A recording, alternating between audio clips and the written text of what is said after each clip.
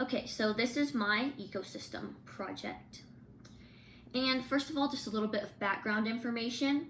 So my section of land is one of the pastures that we have on our property, and we live up on Cedar Mesa.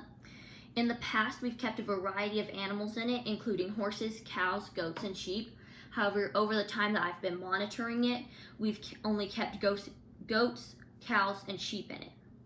And it has the main irrigation ditch for all the farms in our area running through it. And here are the coordinates that I found using Google Earth. And then my biome type is a temperate desert. So temperature and precipitation. I have both these things for summer, fall, winter, and spring. We have the high temperature, low temperature, precipitation, and then for fall, winter, and spring I have snowfall, and these are all averages. So here are my pictures from summer.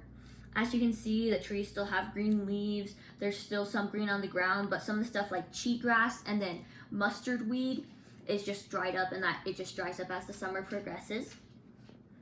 And here are my pictures from fall. As you can see, everything's pretty much dried. There's some leaves on the ground, and a lot of the trees are getting yellow leaves.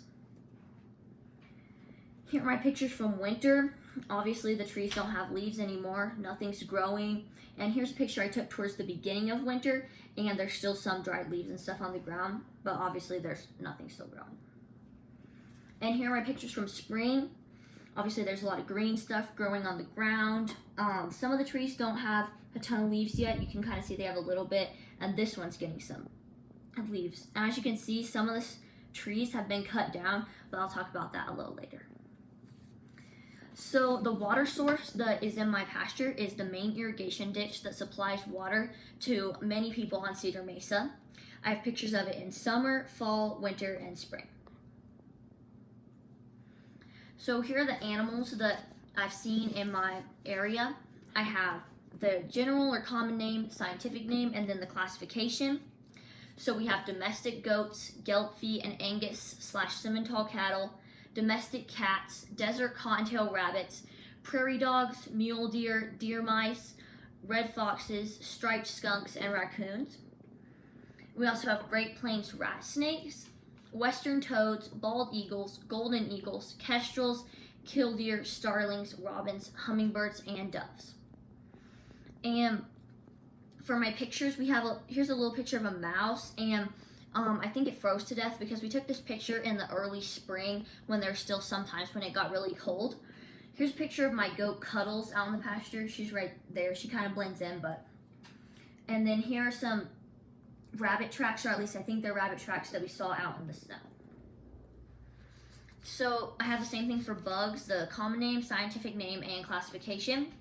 So we have flies, grasshoppers, monarch butterflies, cabbage white butterflies, honeybees, earthworms, roly-polies, daddy long-legged spiders, red ants, and mosquitoes. And then for plants, same thing. I have the common name, scientific name, and then for some of them I can find the classification, but for some of them I can only find the family, and so I put that.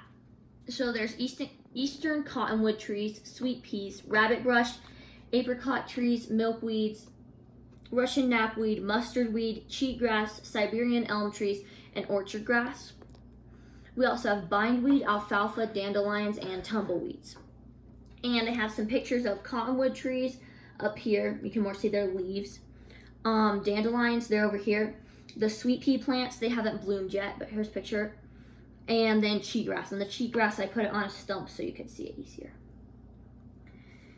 So the main human impact this year is the ditch project. And this project converts our open irrigation ditch into a pipeline. So similar projects cost around $1.25 million for 3.5 miles of pipeline. And the cost for this specific project is not known 100% because it's just paid for by private landowners that live up here on Cedar Mesa.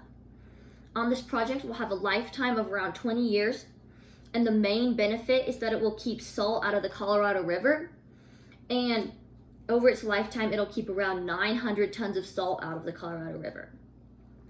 And how this works is that 15 million years ago, this area where we live was just a giant salt lake, and it left salt in the lower soil levels, which is collected by water through deep percolation just as it moves through the soil. And when this water reaches the Colorado River Basin, it's really salty, and this is an issue for aquatic plants and animals, as well as using the water for domestic purposes such as irrigation. Another benefit is the covered pipeline will not transport the seeds of weeds, and farmers will lose less water to evaporation and deep percolation. And another benefit is that the pipeline will be pressurized, and so farmers will be able to use more efficient sprinkler systems, which will decrease erosion. So like, for example, on our property, we just have pipes that go across our pasture, and then they run the water through irrigation rows just downhill.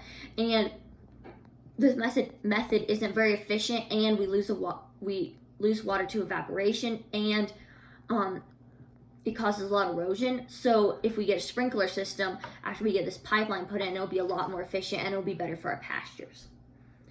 So there are some environmental costs of destroying habitats. So the ditches create habitats for many animals, but especially birds due to the trees growing near them. But obviously, if the ditch is converted into a pipeline, the trees won't be able to get water. So they have created wildlife mitigation projects to decrease these costs. And these projects rebuild the messed up habitat, but in a better place that's more longer lasting. So many of the ditches are along roadways, and they're in areas that are constantly being used for agricultural purposes. And so they're going to rebuild those destroyed habitats in areas that are not near roads, they're not being used for other purposes, so they'll actually be a lot better for the animals that are living there. And this project also saves a lot of money, and it saves $30 per $1 spent on conservation projects instead of remedy projects. So conservation projects are projects similar to these, where they're making sure the salt doesn't even enter the river. And remedy projects are once the salt enters the river, they're trying to take it out, and those are a lot more expensive. And here are just some pictures I have. Here's some of the little sticks and stuff that they cut down and cut off of the trees. Here's some of the big tree trunks that they cut down. And then here was a stump. This is the inside of a stump of one of the trees they cut down. And it was actually the tree that our bee hive used to be in. And as you can see, it's hollow, so I just thought it was pretty cool. So my sources, I used Google Earth to find my coordinates. I used Wikipedia for the scientific names and classifications. I used this website to find out what type of snake we had. I used this website for the U.S. climate data to get my temperature and precipitation information. And then this guy, Casey Harrison, he works for NRCS down in Delta, and he actually works in the same building where my mom works, and he is who gave us all of the information about the ditch project. So thank you for listening.